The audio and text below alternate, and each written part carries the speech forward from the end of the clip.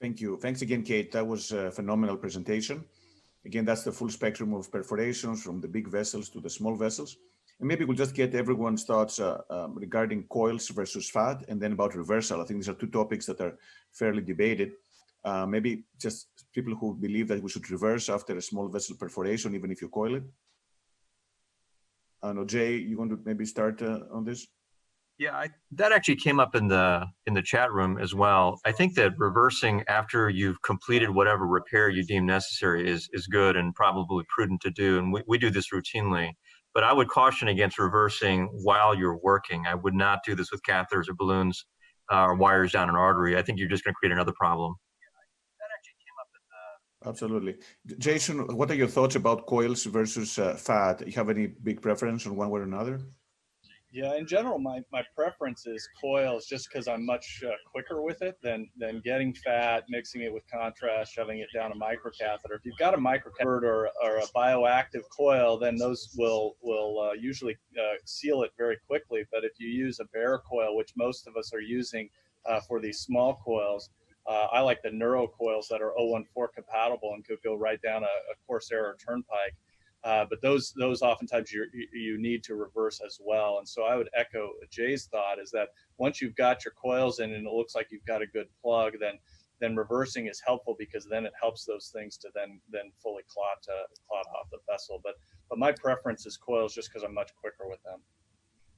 I would Absolutely. say that I also prefer coils in general, but I've had the experience occasionally using fat where it's actually aggravated the perforation, particularly if it's a very, very small vessel. Sometimes you just have to be maybe careful how you inject it. I've had it worsen the perf sometimes. Yeah, thanks, Alison. One important thing that I would like to point out is that taking a low mag shot at the very end of the procedure is priceless. Staying on, seeing it for a while, because many cases of perforation are just subtle and they just manifest a few hours later. So the on-call team will be called because the patient is hypertensive. So doing that actually prevents you from having such kind of experience. And I think it's a very simple maneuver to prevent these delayed tamponades. Hey, Robert, a question for you. What do you think about the use of DEFINITY to help define where the perforation may actually be going and determining whether it actually needs to be treated? Any comments? Sure. So we keep DEFINITY in our little Pyxis, our little medication thing in the lab, just because sometimes you really don't know. Sometimes there can be iatrogenic AV fistulas, all sorts of things, and you don't really know, is that delayed going into the venous? Is that going into the pericardium? So we will mix it up, a cc, some magical amount that there's no data to guide, draw it up in 10 cc's and just inject it down the coronary with an echo probe on. And it either goes into the ventricle, it goes into the pericardium, or it goes somewhere else. Option 3 is really not preferable, but option 2 lets you know that you need to deal with it. And option 1 lets you know that, hey, this isn't going somewhere bad. Atrium, ventricles, I don't care. It's just not going somewhere that's going to cause problems. So we keep it on hand, and we'll throw our little ice machine on there and just take a quick peek without having even to get the echo text. So very, very, very helpful. Just a question, Rob, you inject it intracoronary or venously?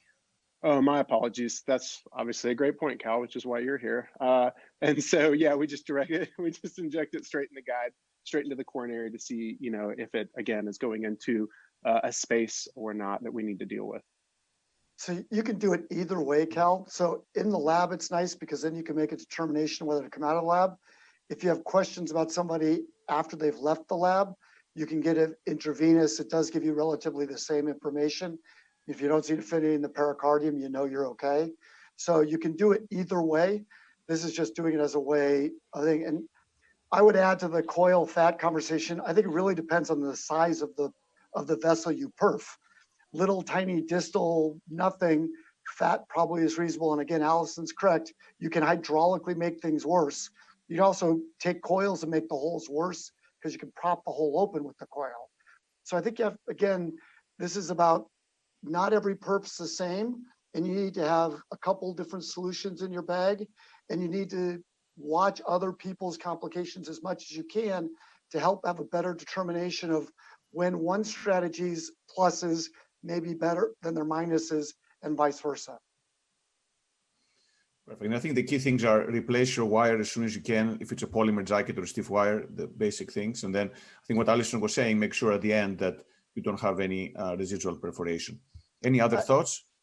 Yeah, Mono, so one other that Kate brought up, which is taking a retrograde picture. I found it interesting in the most recent progress update that actual single catheter CTO PCI is on the rise, which seems odd because we know that still the biggest predictor of success is 2 catheters. So I think people trying to take a shortcut is where we have complications. It goes back to Evan's talk about doing imaging beforehand can help you hopefully prevent a perforation by not either vessel prep or sizing. So again, I think separation's in the preparation, which means it's really important to look at the whole picture, not try to take shortcuts and get away with things.